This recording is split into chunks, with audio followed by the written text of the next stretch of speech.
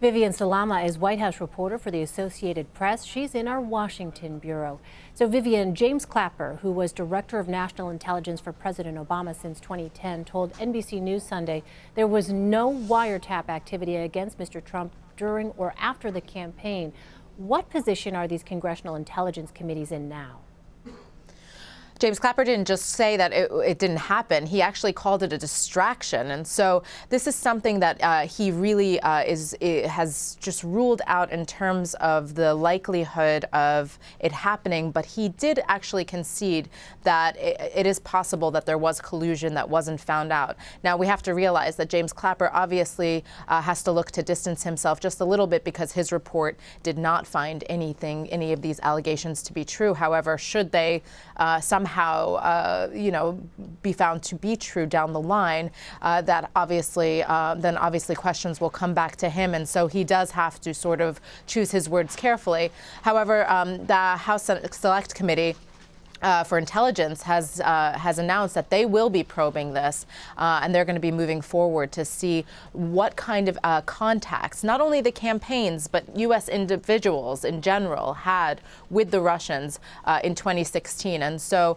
that really leaves a lot of flexibility for examining and investigating people beyond just the Trump or the Clinton campaigns. So speaking of that House Intelligence Committee, they were already at odds, though, about the scope of their investigation initially. Do you think this just, does it set back their queries, or do you think it sort of builds momentum for their queries?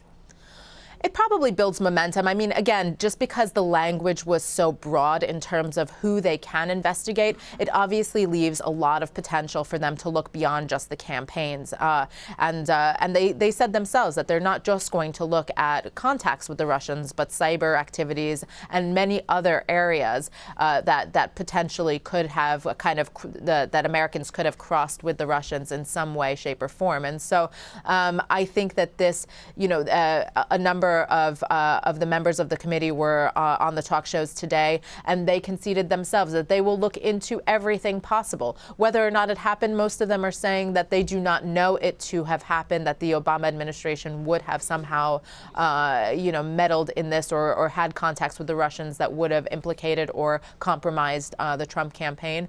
But they say that they're going to take all accusations into account into their probe. Well, so Vivian, the president received good reviews, essentially, of his speech Tuesday to a joint session of Congress. And I wonder, does this backdrop of the Russia questions distract at all from the White House's policy objectives that he laid out when it comes to things like health care and immigration?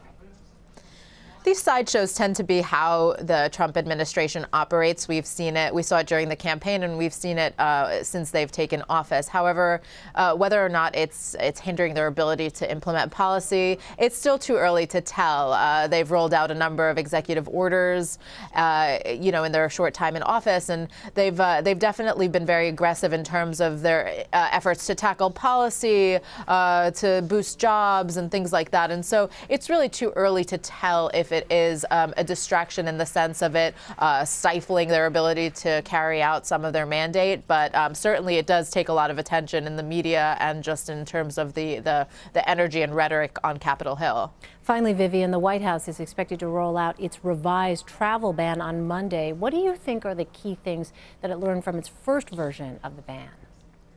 There was one really important point in the original wording of the travel ban, and that was that it exempted religious minorities. This was seen as targeting Muslims specifically.